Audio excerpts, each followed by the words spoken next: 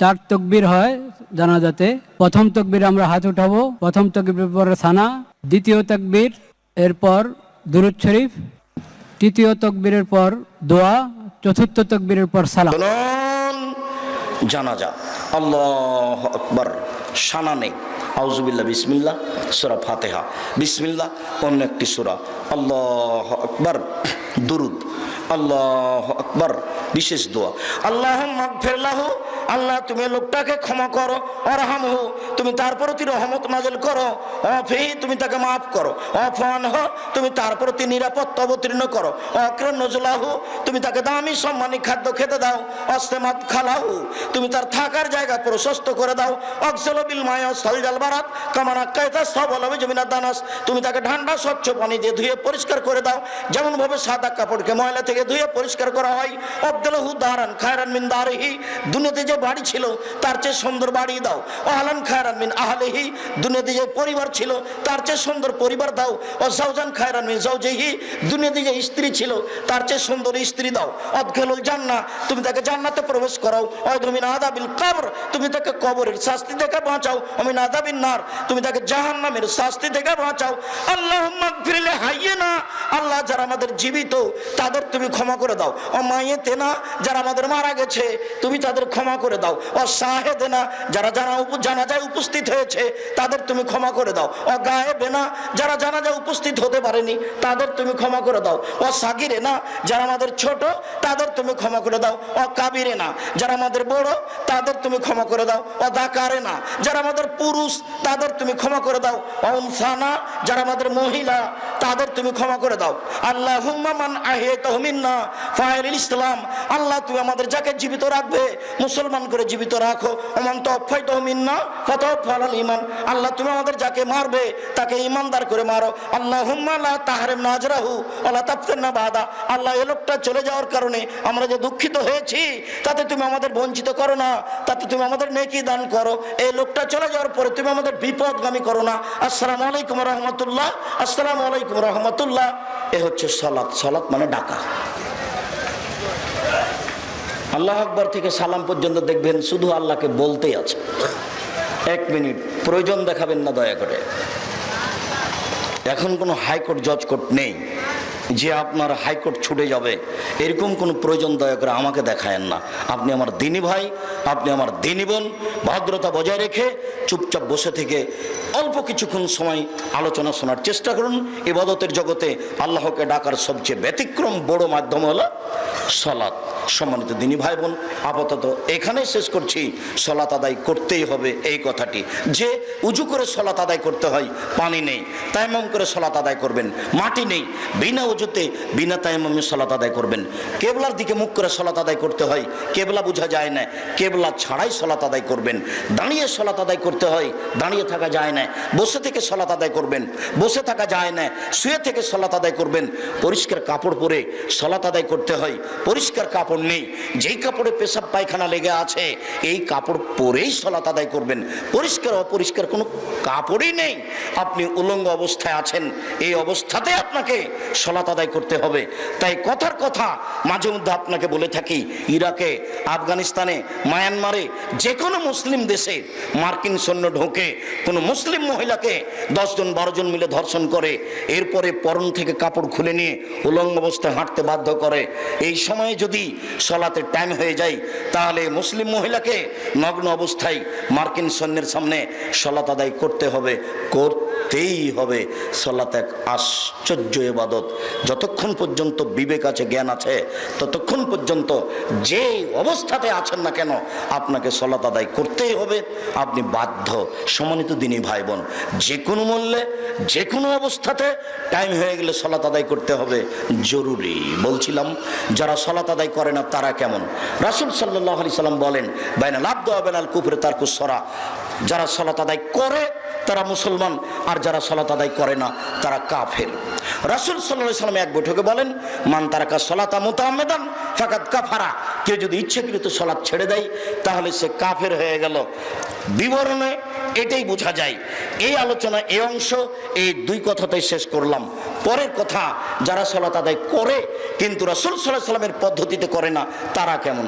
এদের ব্যাপারে আল্লাহ তাআলার হুঁশিয়ারি, সাবধানবাণী, ফাওয়াইলুল লিল মুসাল্লিন আল্লাযীনা হুম আন সালাতিহিম সাহুন। ধ্বংস সুনিশ্চিত তাদের জন্য, ওয়াইল নামক জাহান্নামে যাবে তারা যারা অমনোযোগ সহকারে সালাত আদায় করে। যারা ঠিক ঠিক সালাত আদায় করে না তাদের জন্য ওয়াইল নামক জাহান্নাম সুনিশ্চিত, তারা এই জাহান্নামে যাবে সালাত আদায় করার পরেও। রাসূল সাল্লাল্লাহু আলাইহি সাল্লাম বললেন, সবচেয়ে খারাপ চোর, নিকৃষ্ট চোর যে তার সালাত চুরি করে। সাহাবীগণ বললেন, কাইফা সালাত আদায় করো, তুমি সালাত আদায় করনি। লোকটি আবার 2 রাকাত সালাত আদায় করে আল্লাহ রাসূলকে সালাম দিল। রাসূল সাল্লাল্লাহু আলাইহি সাল্লাম বললেন, তুমি সালাত আদায় করো, তুমি সালাত আদায় করনি। লোকটি আবার 2 রাকাত সালাত আদায় করে আল্লাহ রাসূলকে সালাম দিল। রাসূল সাল্লাল্লাহু আলাইহি সাল্লাম বললেন, তুমি সালাত আদায় করো, তুমি সালাত আদায় করনি। তখন লোকটি বলছে, আল্লিমনি কাইফা উসাল্লি, কিভাবে সালাত আদায় করতে হবে সেটা আপনি আমাকে দেখিয়ে দেন, আমি তো এর চেয়ে ভালো করে সালাত আদায় করা জানি না। তখন রাসূল সাল্লাল্লাহু আলাইহি সাল্লাম তাকে বলে দিলেন রুকু সিজদার কথাটি। সম্মানিত দিনী ভাই বোন, আপনাকে এই অংশে যেটা বলতে চেয়েছি সেটা হলো এই, রাসূল সাল্লাল্লাহু আলাইহি সাল্লাম তাকে বললেন না যে তোমার সালাত হয়েছে তবে খুব একটা ভালো হয়নি। তিনি সরাসরি নাকচ করে দিলেন যে তোমার সালাত হয়নি। অথচ সাহাবী নগদ তিনবার সালাত আদায় করলেন। আরো কথা, আবু সাঈদ খুদরি, আলী, শোনো, পূর্ব দিক থেকে কতগুলি লোক বের হবে, তারা কোরআন মাজিদ পড়বে, কিন্তু কোরআন মাজিদের সারমর্ম তাদের কণ্ঠনালীর নিচে যাবে না। তারা এত বেশি সালাত আদায় করবে, তোমাদের সালাত তাদের কাছে কিছুই না। শোনো, তারা এত বেশি সিয়াম পালন করবে, তোমাদের সিয়াম তাদের কাছে কিছুই না। তারা এত তাসবিহ তাহলিল জিকির আজকার করবে যে তোমাদের জিকির আজকার তাদের কাছে কিছুই না। আবু সাঈদ খুদরি, শোনো, তোমরা যদি তাদের পাও তাহলে তাদের হত্যা করো, এমন ভাবে হত্যা করবে আদ সামুদকে যেভাবে ধ্বংস করে দেওয়া হয়েছে, ধূলিসাৎ করে দেওয়া হয়েছে, আদ সামুদকে যেভাবে পৃথিবী থেকে একবারে সমূলে নষ্ট করা হয়েছে, এইভাবে তুমি তাদেরকে হত্যা করো। যারা হত্যা করতে পারবে বিচারের মাঠে তারাই সবচেয়ে বেশি নেকি পাবে। সম্মানিত দিনী ভাই বোন, একটু খেয়াল করেন, আমি আপনাকে বলতে পারছি না এই নামাজি সে নামাজি, তবে রাসূল সাল্লাল্লাহু আলাইহি সাল্লাম বলেছেন এক শ্রেণীর নামাজিকে হত্যা করতে হবে। হাদিস বুখারী মুসলিম। এক শ্রেণীর সালাত আদায়কারীকে রাসূল সাল্লাল্লাহু আলাইহি সাল্লাম হত্যা করতে বললেন, এই কথা ঠিক। যদিও আপনাকে আমি বলতে পারছি না এই দল সেই দল, যদিও আব্দুর রব খুলনা সেই কালে বলে গেছেন এই দল টঙ্গীর দল। আব্দুর রব খুলনা রাহিমাহুল্লাহ এভাবে তিনি খোলা মাঠে ঘোষণা দিয়ে গেছেন। কিন্তু আমরা আপনাকে ওইভাবে না বললেও আপনাকে বলতে চাচ্ছি এটা জরুরিভাবে, বিশ্বস্তভাবে, সহিহ হাদিস দিয়ে, যে এক শ্রেণীর মানুষকে সালাত আদায়কারীকে রাসূল সাল্লাল্লাহু আলাইহি সাল্লাম কি বলেছেন? হত্যা করতে বলেছেন। কিভাবে সালাত আদায় করবেন? এক খেলে আমার দিকে চেয়ে থাকুন, আমি বাস্তব সালাত আদায়ের পদ্ধতি দেখাতে যাচ্ছি। রাসূল সাল্লাল্লাহু আলাইহি সাল্লাম বললেন, সাল্লু কামা রাআইতুমুনি উসাল্লি, পৃথিবীর মানুষ তোমরা সালাত আদায় করো যেভাবে আমাকে সালাত আদায় করতে দেখছো। এখন তো মুহাম্মদ সাল্লাল্লাহু আলাইহি সাল্লাম বেঁচে নেই, তা আপনি কিভাবে তাকে দেখে সালাত আদায় করবেন? তিনি দুনিয়া থেকে চলে গেছেন, বলে গেছেন যে আমি কোরআন মাজিদ রেখে গেলাম, আমার হাদিস রেখে গেলাম, এই দুটো যতদিন শক্তভাবে ধরে থাকবে ততদিন ভুল পথে যাবে না। তাহলে আপনাকে এখন সহিহ হাদিস দেখেই সালাত ঠিক করতে হবে। সহিহ হাদিসের ব্যাপারে আপনাকে আমরা রিয়াজুস সালেহিন পড়তে বলি, সহিহ হাদিসের ব্যাপারে আপনাদেরকে আমরা বুখারী মুসলিম গ্রন্থ পড়তে বলি। এক খেলে আমার দিকে চেয়ে থাকুন, আমি আপনাকে সালাত দেখাচ্ছি। আল্লাহু আকবার। আল্লাহ আকবার বলার সময় 2 পায়ের মাঝে ফাঁকা থাকবে, শরীরের ভারসাম্য বজায় রেখে যতটুকু ফাঁকা রাখা লাগে। পরে বুবু নামাজে যখন দাঁড়াবা বুবু, তখন 2 পায়ের গোড়ালিকে জমা রাখিও বুবু। যদি 2 পায়ের গোড়ালি জমা না রাখো বুবু, তাহলে লজ্জা স্থানের যোগাযোগ বুবু মাটির সাথে হবে, মাটি অভিশাপ করবে। বুবুর সব কথাই নাকি বুখারীতে আছে। আমরা একবার দিনাজপুরে গেছিলাম প্রোগ্রামে, তো এক হেডমাস্টার, স্কুলের হেডমাস্টারের বাসাতে আছে। তো হেডমাস্টার আমাকে বলছেন, আব্দুর রাজ্জাক সাহেব, আমার বিছনা থেকে ওই যে ঘরের বাইরে যে জুতা স্যান্ডেল আছে এই পর্যন্ত যে চট বিছানো আছে, কেন চট বিছানো আছে তা কি বলতে পারেন? তা আমি বলছি তা তো বলতে পারি না। তখন আমাকে বলছে, স্ত্রী মিলনের পরে সরাসরি পাটা যদি মাটির ওপরে পড়ে যায় তাহলে মাটি অভিশাপ করবে। তো এই পাটা যেন মাটির ওপরে না পড়ে সেই জন্য চট বিছানা থেকে নিয়ে ওই দরজার স্যান্ডেল পর্যন্ত রেখেছি। তাহলে বিছানা থেকে নেমে পাটা কিসের উপরে পড়বে? চটের উপরে। চট থেকে নেমে ও পা কোথায় রাখবে? স্যান্ডেলের উপরে, যেন মাটিতে না লাগে। একজন হেডমাস্টারের কথা, যার জন্য আপনাকে আমি বলে থাকি মাঝে মধ্যে যে 16 ডিসেম্বরে হেডমাস্টার চেয়ারে বসে আছেন, তার মেয়ে মাস্টার ডিগ্রি পাস নাচছে, বাপে দেখছে যে মেয়ে কেমন নাচতে পারে। এই হেডমাস্টারও যদি শিক্ষিত মানুষ হন তাহলে মূর্খ মানুষকে, এনাকেও যদি শিক্ষিত বলতে হয় তাহলে অশিক্ষিত মানুষকে। এখানে একটা বই পাওয়া যায়, জানি না আজকে আছে কিনা, বইয়ের নাম হলো শিক্ষা বনাম জাহেলিয়াত। 1 থেকে নিয়ে 10ম শ্রেণী পর্যন্ত লেখককে নাকচ করা হয়েছে, এরা লেখক নয়, লেখকের যোগ্যতাই রাখে না। লেখক কিভাবে হতে হয় সেটাই তার জানা নাই। কলম ধরেছে বেটা, কুকুর টেলিফোন করছে শ্রীকালকে। দেশে কি মানুষ আর নেই? কুকুরকে দিয়ে আর শ্রীকালকে দিয়ে আপনাকে বই লিখতে হয়? মাথাতে কি একটু ঘেলু নেই? সবই কি গোবর? ওভাবে বই লিখলেন কেন? ওটা দেখেন আপনি শিক্ষা বনাম জাহেলিয়াত। লেখককে নাকচ করা হয়েছে, লেখক নয়। ও কিসের লেখক? ছোট ছেলের বাচ্চাকে, ছোট বাচ্চাকে শিখাচ্ছে মাথায় কিরে আমের ঝাঁকা, খাস নে কেন, দাঁতে পোকা, বিলাস নে কেন, ওরে বাবা। তার মানে ওকে কৃপণ বানাচ্ছে লেখক। লেখককে লিখতে হতো এখানে যে নেন নেন খামচা ভরে নেন। লেখক নিজে জানে না লেখক কাকে বলে, কি লিখবে। খুঁজে এখানে না পেলে জামিয়া সালাফিয়া ডাঙ্গিপাড়া যাবেন, শিক্ষা বনাম জাহেলিয়াত বইটা খুঁজতে, আপনার জন্য লেখা হয়েছে, শুধু আপনার জন্যই। এই লেখককে পুনরায় তোবা করে ফিরে আসতে হবে। কুকুর কি করে টেলিফোন করে শ্রীগালকে, এটা হয় কি করে? পুরো আলোচনাটা ওইভাবে বই লেখা আছে শুরু থেকে নিয়ে শেষ পর্যন্ত। একটা আলোচনা তার উপযুক্ত নয় কিভাবে উনি লেখক হলেন।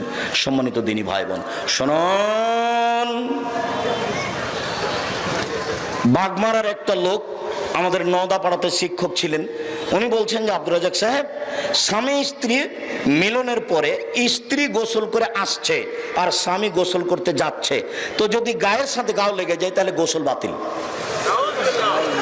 আমি বাগমারার কথা বলছি, মোহনপুরের কথা বলতে পারছি না। আপনাদের এই গ্রামের নাম কি?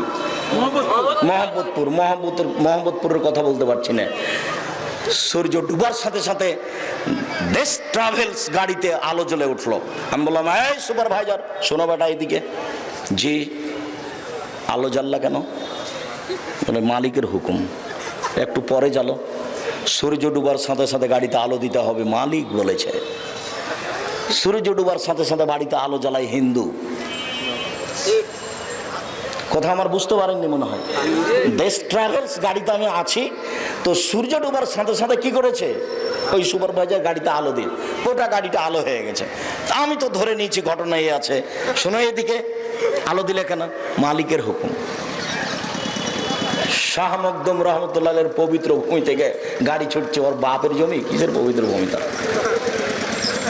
সেখানে বলা আছে যে অমুক এ আকাশ সে আকাশ, তো তোমার বাপের আকাশ।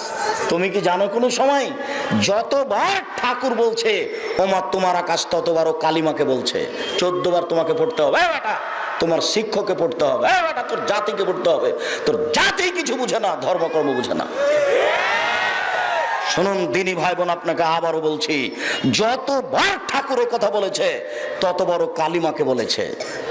আর আপনার ছেলে পবিত্র মুখে ওই কথা বলছে, কি দিয়ে বুঝে আপনাকে জাতিকে? আমরা শুনেছি যে বন্যা চলেছে বিপদ সীমার উপর দিয়ে, ঝড় বৃষ্টি চলেছে বিপদ সীমার উপর দিয়ে। আরে না না, ভারত বাংলাদেশ পাকিস্তানে বাংলাদেশের মাটিতে শিরক চলেছে বিপদ সীমার উপর দিয়ে। জাতি যখন বিপদে, ঠাকুর তখন বিলাতে।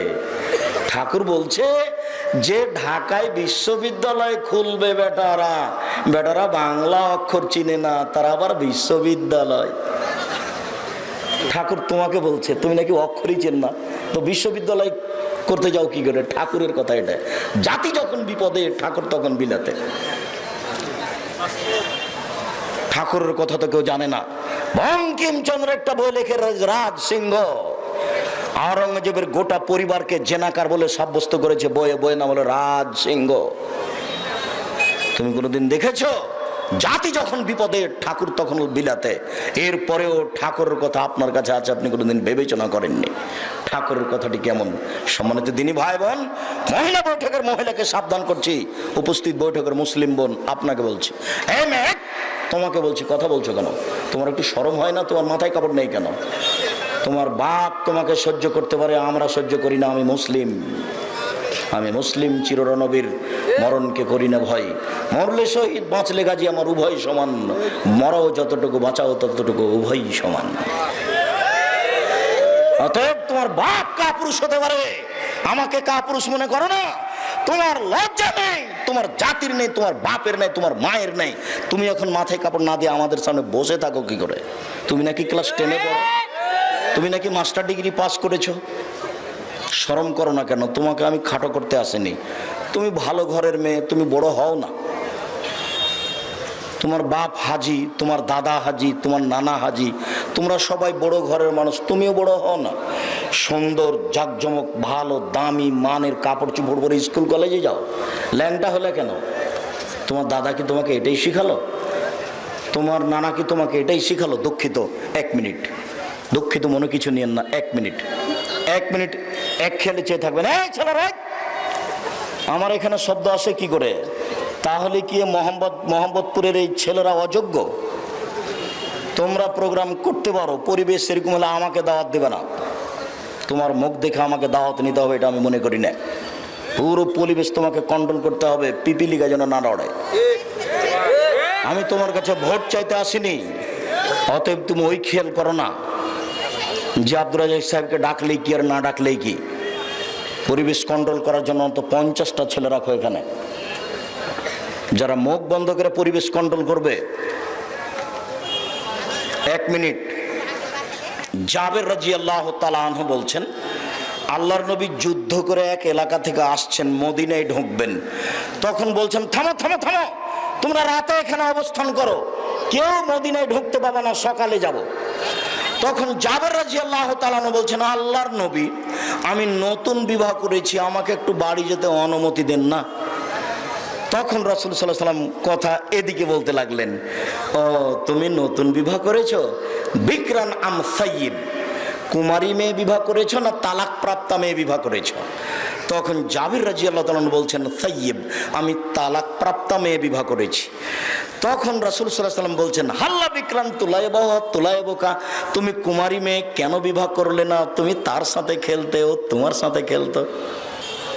এবার উত্তর দেখেন, এতদূর পর্যন্ত রাসূল সাল্লাল্লাহু আলাইহি ওয়াসাল্লাম বললেন, এবার উত্তর দিচ্ছেন, আল্লাহর নবী, আমার বাপ উহুদের যুদ্ধে শহীদ হয়েছেন আমার 6 জন বোন রেখে। আমার 6 জন বোন আছে, আমার বাপ 6টি মেয়ে রেখে শহীদ হয়ে গেছেন। আমি আমার বোনদের বয়সের মেয়েকে বিবাহ করতে চাইনি। আমার বোনেরা যে বয়সের, সেই বয়সের একটা মেয়েকে বিবাহ করব, এটা আমি চাইনি। আমি এমন একটা মেয়েকে বিবাহ করতে চেয়েছি যারা পারবে, 1 তুয়াদ্দবহন না, আমার বোনদেরকে শিষ্টাচার দিতে পারে। 2 তোয়াল্লিমহন না, আমার বোনদেরকে শিক্ষা দিতে পারে। 3 তুরাজ্জলহন না, আমার বোনদের মাথার চুল ঠিকঠাক করে দিতে পারে, আঁচড়ে দিতে পারে। সৌদি আরবের মাটিতে জন্মের 7 দিনের দিন মেয়ের মাথার চুল কাটা যায়, পরে আর কোনো দিন কাটা যাবে না। তাদের কাছে মেয়েদের মাথার চুল কাটা হারাম 7 দিনের পরে। বোঝা গেল না কথা? বাংলাদেশে 3, 4, 5 পর্যন্ত পড়ছে, তারপরেও মাথার চুল নেড়ে করা আছে। তারপর এমন ছোট ছোট করে করা আছে, মায়ের অত কষ্ট হয় না। আর আরবিরা মেয়েদের মাথার চুল আঁচড়ার জন্য লাঠি নিয়ে বসে, আর অনেকগুলি বেনি করা থাকে, যেন চুল চিরুনি করে দিতে পারে। 1 নাম্বার, আমি এমন বয়সের মেয়ে বিবাহ করতে চেয়েছি যে মেয়ে আমার বোনদের শিষ্টাচার দিতে পারে। আপনাকে বলছে, এই ছেলে তোমাকে বলছি, বলো তোমার বোনের মাথায় কাপড় নেই, এইটা শিষ্টাচার ভালো না খারাপ? তো এইটা আমি করবো না, তো এটা তোমার মা করবে। তো না, এখন তোমার আব্বাকে বলো তোমার এই মাছ চলবে কিনা। আমার তো পরামর্শ ছাড়া কোনো পথ নেই। এর মাথায়, তোমার বোনের মাথায় কাপড় নেই কেন? তোমার মা দেয়। এটা বুঝো, আমি যদি তোমাকে বুঝাতে না পারো আমি অক্ষম। হাদিস বুখারী মুসলিম। জাবের বলছেন, আমি আমার বোনের বয়সের মেয়েকে বিবাহ করতে চাইনি। কেন? আমার বোনদেরকে দেখাশোনা করতে হবে। তার বোন কয়টা? 6টা। কি দেখাশোনা করবে? 1 নম্বর শিষ্টাচার শিখিয়ে দিবে, এর মধ্যে সব কিছু ঢুকে আছে। 2 নম্বর বিদ্যা শিখিয়ে দিবে। 3 নম্বর মাথার চুল ঠিকঠাক করে দিবে। বলো তুমি, আমি বুঝাতে পারি না, না তুমি বুঝতে পারো না, না তোমার বাপ মা বুঝতে চায় না, না তোমার বাপ মা বুঝলো যে মুসলমান নাম দিলেই হয়, না তুমি বুঝলে যে নামাজ পড়লেই চলে, তারপর পর্দা করা চলে না, লাগে না। গাড়িতে নামাজ পড়ছে মহিলা আমার সামনের সিটে, তো নামাজ সময়তে ওর চাদর একটা ব্যাগ থেকে বের করলো, চাদর ব্যাগ বের করে মাথায় কাপড় দিয়ে খুব সুন্দর করে পরিপাটি হয়ে সলাত আদায় করলো। সলাত শেষে আবার চাদরটা ভাঁজ করে ব্যাগে রাখলো।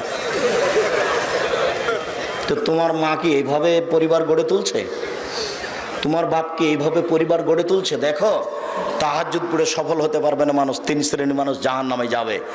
1, নিয়মিত বিড়ি, তামাক, জর্দা, সিগারেট, গোল, নেশাদার দ্রব্য খায় পান করে যারা। 2, পুরুষের বেশধারী নারী, যারা পুরুষের জুতা স্যান্ডেল পরে, শার্ট প্যান্ট পরে। 3, দায়ুস, যে তার বাড়িতে বেহায়াইর সুযোগ দিয়েছে, সে জান্নাত লাভ করতে পারবে না তাহাজ্জুদ পড়ার পরেও। অতএব সাবধান হন। আল্লাহু আকবার। ডান হাতের কবজি বাম হাতের কবজির উপরে রেখে বুকের উপরে রাখবেন, বা বাহুর উপরে রেখে বুকের উপরে রাখবেন, দুটাই সহিহ হাদিস। কবজির উপরে কবজি অথবা বাহুর উপরে বাহু। বুকের উপরে রাখেন 5টি সহিহ হাদিস। নাভির নিচে রাখেন 3টি জৈব জাল হাদিস। এরপরে আপনি বলেন, আল্লাহুম্মা বা'id বাইনি ওয়া বাইনা খাতায়ায়া কামা বা'adta বাইনাল মাশরিক ওয়াল মাগরিব। আল্লাহুম্মা নাক্কিনি মিনাল খাতায়া কামা নাক্কা ফাবুল আবিজু মিনাদ দানাস। আল্লাহুম্মা আগসিল খাতায়ায়া বিল মা'i ওয়াস সালজি ওয়াল বারাদ।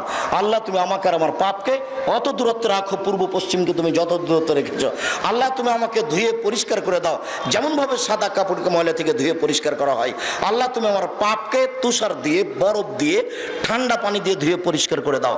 এরপর আপনি বলুন, আউযু বিল্লাহি মিনাশ শাইতানির রাজিম। মারদুদ বিতাড়িত শয়তান থেকে পরিত্রাণ চাচ্ছি। বিসমিল্লাহির রহমানির রহিম। পরম দাতা দোলে নবে আরম্ভ করছি। আলহামদুলিল্লাহি রাব্বিল আলামিন। বিশ্বজগতের প্রতিপালকের প্রশংসা। আর রহমানির রহিম, তিনি হচ্ছেন পরম দাতা দয়ালু। মালিক ইয়াউমিদ্দিন, তিনি হচ্ছেন বিচার দিনের মালিক।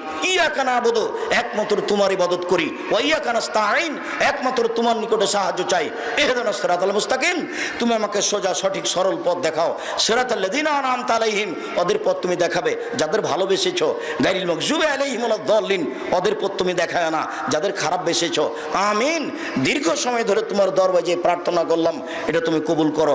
সম্মানিত দিনী ভাই বোন, কোরআন মাজিদে 114টি সূরা আছে। কতটি? 114টি। মাত্র একটি সূরার শেষে আমিন আছে, সেটা হলো সূরা ফাতিহা। আর কোন সূরার শেষে আমিন নেই। আর সূরা ফাতিহা দুয়ার জগতে ব্যতিক্রম, ভিন্ন ধরনের দোয়া। দোয়ার জগতে এত দামি দোয়া আর কোনো দোয়া নেই। আপনি আরেকটু দেখেন, সূরা ফাতিহাতে মাত্র একটাই কথা আছে। সূরা ফাতিহায় মাত্র একটাই কথা আছে, সেটা হলো আমাকে সহজ সরল সোজা পথ দেখাও। এইটুকু কথা বলার জন্য আল্লাহর আগে প্রশংসা করতে হয়। ইনি আপনাদের একজন চেয়ারম্যান মানুষ, ধনী মানুষ, মানুষকে সহযোগিতা করে থাকেন। হঠাৎ করে কেউ যদি গিয়ে বলে, আমার ছেলের হাত ভেঙে গেছে, 10,000 টাকা দেন তো, তাহলে একটু ক্ষেপে উঠবে, বলবে কি ব্যাপার, তুমি কে? আর যদি গিয়ে বলেন, আপনি খুব ভালো মানুষ, আপনি মানুষের সাহায্য করে থাকেন, আমি খুব বিপদে পড়েছি, দয়া করে আমাকে 10,000 টাকা দেন, আমার ছেলের হাত ভেঙে গেছে, মেডিকেলে ভর্তি করা লাগবে, অনেক অনুনয় বিনয় করে যদি বলেন, তাহলে বলবেন উনি, সেই তো কি করা যায়, এখন তো হাতে টাকা পয়সা দেখছি না, আবার কর্জ দিলে ঠিক মতো পাওয়া যায় না, তুমি তো খুব বিপদে পড়েছ, আচ্ছা যাক ঠিক আছে নাও, 5,000 নিলে হয়, একটা কিছু বলে দিবে। আর গিয়ে যদি বলেন টাকা দেন 10,000, তাহলেও খেপে যাবে। আল্লাহর কাছেও হঠাৎ করে কোনো কথা বলা যায় না। আর আল্লাহ খুব খুশি হন তার প্রশংসা করলে, আলহামদুলিল্লাহ বললে আকাশ জমিন নেকিতে ভর্তি হয়ে গেছে। সুবহানাল্লাহ আলহামদুলিল্লাহ বললে দাড়ি পাল্লা নেকিতে ভর্তি, একেবারে খুশি হয়ে গেছে। যাহাই চাইবেন তাহাই পাইবেন। তাই প্রথমে বলা হচ্ছে আলহামদুলিল্লাহ রাব্বিল আলামিন, বিশ্বজগতের প্রতিপালক তুমি, আর রহমান রাহিম পরম দাতা দয়ালু তুমি, মালিক ইয়াউমিদ্দিন বিচার দিনের মালিক তুমি, ইয়াকা নাবুদু একমাত্র তোমার ইবাদত করি, ওয়া ইয়াকা নাস্তাইন একমাত্র তোমার কাছে সাহায্য চাই। তুমি আমার একটা কথা শোনো, তুমি আমার একটা কথা শোনো, তুমি আমার একটা কথা শোনো, তুমি আমাকে সঠিক সরল সোজা পথ দেখাও। কেউ বলে যে দেওয়ানবাগি করো, কেউ বলে মাঝভান্ডারিতে আসো, কেউ বলে আমার দলে আসো, কেউ বলে আমার দলে আসো। আবুল আলা মওদুদি বলেন রাজপথে আসো। আমি কোন পথে যাই? তো পথ চা হচ্ছে শুধু এই কথাটাই আছে। তার আগে বলা হচ্ছে বিশ্বজগতের প্রতিপালক, সমস্ত প্রশংসা তোমার। এক, দুই, পরম দাতা দয়ালু তুমি। তিন, বিচার দিনের মালিক তুমি। চার, একমাত্র তোমার ইবাদত করি। পাঁচ, একমাত্র তোমার কাছে সাহায্য চাই। তুমি আমার একটা কথা শোনো, তুমি আমার একটা কথা শোনো, তুমি আমার একটা কথা শোনো, তুমি আমাকে সোজা পথে চালাও। ওই পথে চালাবা যে পথ তুমি ভালোবেসেছো, ওই পথে নিয়ে যায় না যে পথ তুমি খারাপ বেসেছো। আমিন। এই একটাই কথা আছে সূরা ফাতিহাতে। বিসমিল্লাহির রহমানির রহিম।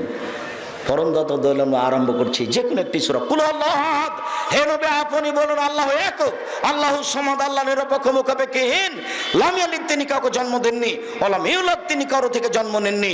ওয়ালাম ইয়াকুল লাহু কুফুয়ান আহাদ, তার সমকক্ষ কেউ নেই। আল্লাহু আকবার। হাত ওই পর্যন্ত আবার উঠাবেন। হাতগুলি কাঁধ সামনাসামনি হবে, কানের লতি ধরবেন না, এভাবে নয়। আল্লাহু আকবার, এভাবে নয়। আল্লাহু আকবার। এই পর্যন্ত উঠিয়ে হাত ছেড়ে দিয়ে রুকুতে চলেন। রুকুতে যাওয়ার পূর্বে আপনার সাথে জরুরি কয়েকটি কথা। মাথাটা উঁচুও হবে না, নিচুও হবে না। পিঠের লম্বা হাতটা একবারে সোজা থাকবে, হাত দুটি রডের মতো সোজা হয়ে থাকবে, আঙ্গুলগুলি খোলা খোলা থাকবে, কোমর থেকে সামনের ওজন হাতের উপরে থাকবে। আপনি বলুন সুবহান রব্বিল আযীম 5 বার 7 বার 10 বার, কোনো বারের হাদিস ঠিক নেই, যে যা পারে সে তা বলবে। নইলে আপনি বলুন সুবহান কুদ্দুসুন রব্বুল মালাইকাতুর রূহ। নইলে আপনি বলুন সুবহানাকা আল্লাহুম্মা রাব্বানা ওয়া বিহামদিকা আল্লাহুম্মা গফিরলি। তোমার প্রশংসা সহকারে তোমার কাছে ক্ষমা ভিক্ষা চাই, তোমার পবিত্রতা বর্ণনা সহকারে তোমার কাছে ক্ষমা ভিক্ষা চাই, তুমি আমাকে ক্ষমা করো। নইলে আপনি বলতে পারেন সুবহানা জিল জাবরুতি ওয়াল মালাকুতি ওয়াল কিবরি ওয়াল আজমাত। আরও অনেক দোয়া আছে। এইগুলো বলতে বলতে আপনি রুকু থেকে উঠে আসেন, বলেন সামি আল্লাহু লিমান হামিদা। আল্লাহ ওই লোকের প্রশংসা শুনলো যে তার প্রশংসা করলো। হামদান কাসিরান তাইবান মুবারাকান ফি, খুব তার প্রশংসা, মঙ্গলময় বরকতময় তার প্রশংসা। মিলা সামাওয়াতে, আকাশ পরিমাণ প্রশংসা, মিলাল আরজ, জমিন পরিমাণ প্রশংসা, মিলামা বাইনাহুমা, আকাশ জমিনের মধ্যে যে ফাঁকা রয়েছে এই পরিমাণ প্রশংসা। মিলামা শাইতামিন শাইইন বাদো, তুমি যে কত প্রশংসা চাও আমি তো জানি না, যত চাও তত তোমার প্রশংসা। এরপরে আরো দোয়া পড়েন, এরপরে সিজদায় চলেন। সিজদায় যাওয়ার পূর্বে আপনার সাথে জরুরি কয়েকটা কথা, কথার 19 বিষয় না যেন। রাসূল সাল্লাল্লাহু আলাইহি সাল্লাম বলছেন আমাকে 7 হাড়ের উপরে সিজদা করতে বলা হয়েছে। নাক কপালে হলো 1, 2 হাত এ হলো 3, 2 হাঁটু এ হলো 5, 2 পায়ের বৃদ্ধাঙ্গুল এ হলো 7। সিজদার সময়তে এই 7টা অঙ্গ মাটিতে লেগে থাকবে। সিজদার সময় আপনি হাত দিয়ে শরীর হাত চুলকাতে পাবেন না। হাত উঠিয়ে যদি আপনি শরীর হাত চুলকাতে আসেন তাহলে এখন 6টা মাটিতে লেগে আছে, 7টা নেই। সিজদা অবস্থা যদি একটা পা উঠিয়ে আর একটা পাকে এইভাবে চুলকান তাহলে সিজদা হবে না। আপনার এখন 6টা আছে, 7টা লেগে নেই। সাবধান থাকবেন। আপনাকে যদি শরীর চুলকাতেই হয় তাহলে সিজদাকে চলে আসেন, আসার পরে আপনি শরীর হাত চুলকাবেন, ওই সিজদা অবস্থায় নয়। কেন রাসূল সাল্লাল্লাহু আলাইহি সাল্লাম 7 হাড়ের উপরে সিজদা করতে বলেছেন। তিনি আরো বলেছেন মাথার চুল যেন জড়ানো না থাকে, মাথার চুল যেন বেনি করা না থাকে, মাথার চুল খোপা খুলে দেওয়া থাকবে মহিলার, এ কথাই ঠিক। এরপরে হাত যেন জড়ানো না থাকে, হাতগুলি এভাবে জড়ানো চলবে না। রাসূল সাল্লাল্লাহু আলাইহি সাল্লাম বলছেন আমাকে হাত জড়াতে নিষেধ করা হয়েছে। কেন? সব কিছুই সিজদায় যায়, কাপড়গুলিও সিজদায় যাচ্ছে, মাথার চুলও সিজদায় যাচ্ছে। অতএব একে জড়িয়ে তার সিজদাকে বন্ধ করা যাবে না।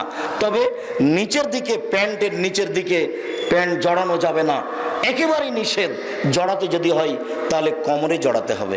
আপনি কেটে নেন, কেটে নিয়েছেন, তারপরে এখনো 2-1 জনের আছে। কেন? সন্ধ্যা পর্যন্ত সময় দিয়েছি। আগামীকাল সন্ধ্যা হতে হতে যদি সব প্যান্ট কাটানো হয় তাহলে বুঝতে হবে যে আমি বক্তব্যের সাথে মুনাফিকি করি, সেটা আপনার ব্যাপার।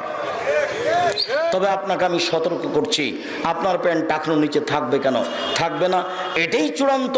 আর সলাতের সময় আপনি জমা করবেন কেন? এটা আর একটা নাজায়েজ হারাম কাজ। আপনি ওকে নিজ স্থান নিজ গতিতে থাকতে দেন, তাহলে ও সিজদায় যাবে।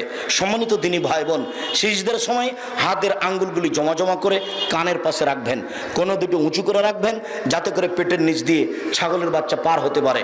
আর নাক কপাল আর 8-10 আঙ্গুল আগিয়ে রাখবেন যাতে করে পিঠের হাড়টা লম্বা, হাড়টা সোজা হয়। আর 2 পায়ের গোড়ালি সহ বৃদ্ধাঙ্গুল সহ পাটি জমা থাকবে। দলিল আয়েশা রাদিয়াল্লাহু তাআলা আনহা বলেন, একদা আমি ঘুমের ঘরে বিছানা থেকে উঠে দেখি বিছানায় মুহাম্মদ সাল্লাল্লাহু আলাইহি সাল্লাম নেই। আমি অন্ধকারে এভাবে হাত দিয়ে তাকে খুঁজতে লাগলাম, কোথায় কোথায় কোথায় কোথায়। দেখলাম আমার হাতটা তার 2 পায়ের গোড়ালির উপরে গিয়ে পড়লো। গোড়ালি দুটি একসাথে আছে। আমার হাতটা গোড়ালির উপরে পড়লো, গোড়ালি দুটি পায়ের আঙ্গুল দুটি মাটিতে লেগে আছে আর পায়ের গোড়ালি দাঁড়িয়ে আছে। আমার হাতটা 2 পায়ের গোড়ালির উপরে পড়লো। বোঝা যাচ্ছে যে পা দুটি জমা ছিল। যদি পা তার শরীর অনুপাতে ফাঁকা থাকে তাহলে অনেক ফাঁকা। সম্মানিত দিনী ভাই বোন, বলছিলাম এখানে মহিলা বৈঠকের কথাটি আবারও সতর্ক করছি। ওই বৈঠকে বলা হয়, জানি না এলাকায় বলা হয় কিনা, বুবু তুমি যখন সিজদায় যাবা বুবু, হাতি যেমন মাটিতে পড়ে যায় তেমন একবার মাটিতে পড়ে গিয়ে বুককে উরুর সাথে লাগিয়ে আঁটো সাঁটো হয়ে সিজদা করিও বুবু। যদি তুমি বুককে উরু থেকে পৃথক করে রাখো তাহলে স্তন ঝুলন্ত থাকবে বুবু, পর্দার ব্যাঘাত ঘটবে। কি করে কথা ঠিক হতে পারে? মহিলা শাড়ি পরে আছে, ব্লাউজ পরে আছে, ঘরের ভিতরে আছে, সেখানে পর্দার ব্যাঘাত হলো কি করে? মানে কথাটা একেবারেই মিথ্যে, কথাটার সাথে সত্যতার কোনো প্রশ্নই আসে না। ঠিক ওই কথার মতো হয়ে গেল। চাঁপাইনবাবগঞ্জের বরিশালের এক বক্তা আমাদের চাঁপাইনবাবগঞ্জ দেবীনগরে বক্তব্য দিতে গেছে। তা আমি পরের দিন বাড়িতে গেছি, তোমার এক চাচাতো ভাই বলছে যে আজকে যে তাফসির করে গেল না বরিশালী সাহেব, এই তাফসির তোরা জানিস না। আগে থেকে রাগ আছে হয়তো বা আমার উপরে, বলছে তোরা এই তাফসির জানিস না। আচ্ছা কি তাফসির করলো একটু বলেন না। না তাফসির সেগুলো তোরা জানিস না। আচ্ছা যেটাই বলুক আপনি একটু বলেন না সেটা কি। তখন বলছে যে শোন শোন, তাফসির করলো আদম আলাইহিস সালাম ঘুম থেকে উঠে দেখেন পাশে একজন সুন্দরী মহিলা, উনি হাতটা বাড়ালেন, তখন ফেরেশতা বলছেন থামেন, হাত বাড়াচ্ছেন কেন, আগে মোহর দেন। তখন আদম আলাইহিস সালাম বলছেন মোহর আবার কি? তখন ফেরেশতা বললেন যে 1000 বার মুহাম্মদ সাল্লাল্লাহু আলাইহি সাল্লামের উপরে দুরূদ পড়ে দিতে হবে। তো আদম আলাইহিস সালাম 1000 বার দুরূদ পড়ে বউ হালাল করলেন। তখন আমি বললাম নাউজুবিল্লাহি মিন জালিক, আল্লাহ তাআলা বলছেন আমি আদমকে সব কিছু শিখিয়ে দিয়েছি। আদমের চেয়ে শিক্ষিত মানুষ পৃথিবীতে কিয়ামত পর্যন্ত কেউ জন্ম নেবে না। আল্লাহ বলছেন আমি তাকে সব শিখিয়ে দিয়েছি। যেই লোককে আল্লাহ সব কিছু শিখিয়ে দিলেন সেই লোক বউকে কিভাবে হালাল করতে হবে সেটাই জানতেন না। একবারে নগদ ডাহা দিনের মতো মিথ্যা তাফসির। সব তাফসির মাহফিল ঠেকাবে কে? যেমন আপনারা যেভাবে চলছেন, আপনাদের কথা মাঝে মাঝে শুনলে আমার এবারে গাওটা জ্বলে ওঠে। আপনি মিথ্যা কথা বলছেন কেন? কিসের আপনি দায়িত্ব পালন করেন? চুপ থাকেন। আমি আপনাদের কাছের ভাই, কথা বলার পূর্বে আগে পরামর্শ নিয়ে নিন। কোথায় ভালো আর কোথায় মন্দ জিজ্ঞাসা করার পরে হাত বাড়াবেন। মাস্টারি করেন সেটা আপনার ব্যক্তিগত ব্যাপার, সমাজ পরিচালনা করবেন সেটা আপনার ব্যক্তিগত ব্যাপার। শরীয়তের ব্যাপারে কোনো কথা বললে না জেনে মুখ খুলবেন না। সম্মানিত দিনী ভাই বোন, আপনাকে আবার অনুরোধ জানাচ্ছি, আপনার গতিবিধি দেখে আমি আব্দুর রাজ্জাক জাতির সামনে কথা বলবো এটা আমি কোনোদিন প্রয়োজন মনে করিনি। অতএব আপনাকে আজও বিশেষভাবে সতর্ক সাবধান করছি, ধর্মের ব্যাপারে কোনো কথা বললে বা আমাকে নিয়ে কোনো কথা বললে আমাকে জানার পরে কথা বলবেন। সম্মানিত দিনী ভাই বোন, বলছিলাম সিজদাই বলেন আপনি সুবহান রাব্বিয়াল আলা যতবার ইচ্ছে, নইলে আপনি বলেন সুবহুন কুদ্দুসুন রব্বুল মালাইকাতুহু, নইলে আপনি বলেন সুবহানাকা আল্লাহুম্মা রাব্বানা ওয়া বিহামদিকা আল্লাহুম্মা ইগফিরলি, নইলে আপনি বলেন রব্বিগফিরলি জামবি কুল্লাহু দিক্কা ওয়াজুল্লাহ ওয়া লাওয়াকির ওয়া নিয়াতু সিররা। আপনি সিজদাই যত হাদিসের দোয়া মুখস্থ আছে সব বলতে পারেন। তবে রব্বানা আতিনা ফিদ দুনিয়া হাসানাতাও ওয়া ফিল আখিরাতি হাসানাতাও ওয়া কিনা আযাবান নার এটা সরাসরি বলতে পাবেন না। কেন? আল্লাহ নবী বলছেন রুকুতে এবং সিজদায় আমাকে কোরআন মাজিদ পড়তে নিষেধ করা হয়েছে। তবে আপনি যদি রব্বানা আতিনার পূর্বে আল্লাহুম্মা লাগিয়ে দেন, আল্লাহুম্মা রব্বানা আতিনা ফিদ দুনিয়া হাসানাতাও ওয়া ফিল আখিরাতি হাসানাতাও ওয়া কিনা আযাবান নার, তখন এটা চলবে। বুঝাতে পারিনি। রুকু সিজদায় কোরআন মাজিদ পড়া নিষেধ। তো রব্বানা আতেনা ফিদ দুনিয়া, হ্যাঁ সরাসরি রব্বানা আতেনা চলবে না, কিন্তু রব্বানা আতেনার পূর্বে যদি আল্লাহুম্মা লাগিয়ে দেন তখন এটা হাদিসের দোয়া হয়ে গেল। এটা মুহাম্মদ সাল্লাল্লাহু আলাইহি ওয়াসাল্লাম বলেন। সম্মানিত দিনী ভাই বোন, আপনি সিজদা থেকে উঠে আসেন, বলেন আল্লাহুম্মা গফিরলি ওয়ারহামনি ওয়াহদিনি ওয়াফিনি ওয়ারজুকনি, আল্লাহ তুমি আমাকে রুজি দাও, আমাকে খেতে দাও, আমার প্রতি দয়া করো। আবার আপনি সিজদা করেন, উঠে আসেন, এ হলো এক রাকাত। এভাবে আরেক রাকাত, এ হলো দুই রাকাত।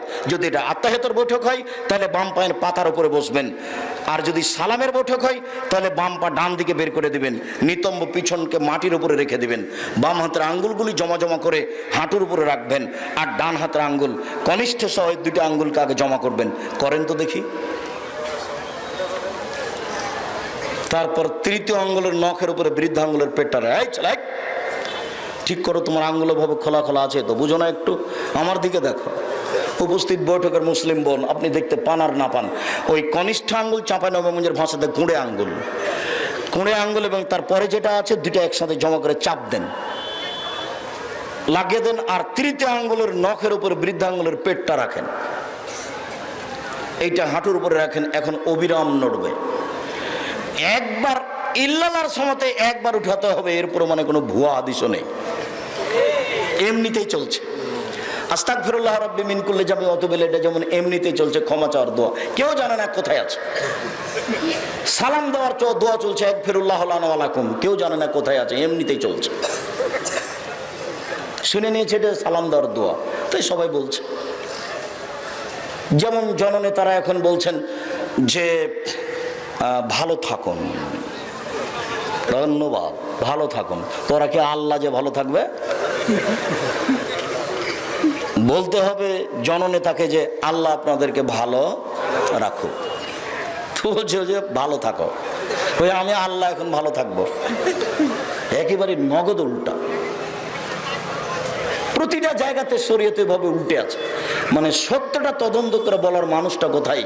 সম্মানিত দিনী ভাই বোন, এবার আপনি বলুন আত্তাহিয়াতু লিল্লাহি ওয়াস সালাওয়াতু ওয়াত তাইয়্যিবাতু আসসালামু আলাইকা আইয়ুহান নবী। শারীরিক ইবাদত আল্লাহর জন্য, আর্থিক ইবাদত আল্লাহর জন্য, সব ইবাদত আল্লাহর জন্য। আসসালামু আলাইকা আইয়ুহান নবী, হে নবী আপনার উপরে শান্তি অবতীর্ণ হোক।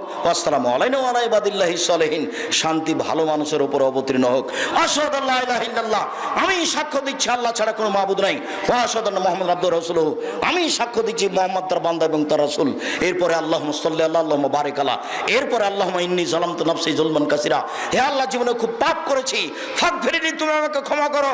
মাগফিরাতাম মিন ইনদিক, ক্ষমা তোমার পক্ষ থেকে হয়ে থাকে। ওয়ারহামনি, তুমি আমার প্রতি দয়া করো। ইন্নাকা আনতাল গাফুর রাহিম, তুমি যে দয়াশীল, তুমি যে ক্ষমাশীল, তুমি দয়া না করলে ক্ষমা করলে কে আমাকে দয়া করবে, ক্ষমা করবে? আল্লাহুম্মা নাউযু বিকা মিন আযাবি জাহান্নাম, তোমার নিকটে জাহান্নামের শাস্তি থেকে বাঁচতে চাই। ওয়াউযু বিকা মিন আযাবিল কবর, তোমার নিকটে কবরের শাস্তি থেকে বাঁচতে চাই। ওয়াউযু বিকা মিন ফিতনাতিল মাসিহিদ দাজ্জাল, তোমার নিকটে দাজ্জালের বিপদ থেকে বাঁচতে চাই। ওয়াউযু বিকা মিন ফিতনাতিল মাহি ওয়াল মামাত, তোমার কাছে বাঁচতে চাই ইহকালের বিপদ, তোমার কাছে বাঁচতে চাই পরকালের বিপদ হতে। আল্লাহুম্মা নাউযু বিকা মিনাল মাসাম ওয়াল মাগরাম, তোমার কাছে বাঁচতে চাই বড় পাপ হতে, তোমার কাছে বাঁচতে চাই ঋণ কর্য হতে। এবার বিশেষ দোয়া, বলেন তো বিশেষ দোয়াটি কি? রব্বির হামহুমা কামা রাব্বায়ানি সাগীরা, বলবেন না কখনো, এইটুকু বাপ মায়ের জন্য বলে রাখবেন। শেষে এসে আপনাকে বলছি, সেটুকু হচ্ছে এই জামিয়া সালাফে ডাঙ্গিপাড়া পবারাজশাহী, জামিয়া সালাফে রূপগঞ্জ নারায়ণগঞ্জ ঢাকা, এর জন্য দোয়া করবেন আল্লাহ যেন এই প্রতিষ্ঠানকে কবুল করেন। এর একটি মুখপাত্র পত্রিকা আছে মাসিক আল ইতেসাম, 50টি প্রশ্নের উত্তর থাকে। সব দিনই ভাই বোনকে এগুলো সংগ্রহ করতে হবে।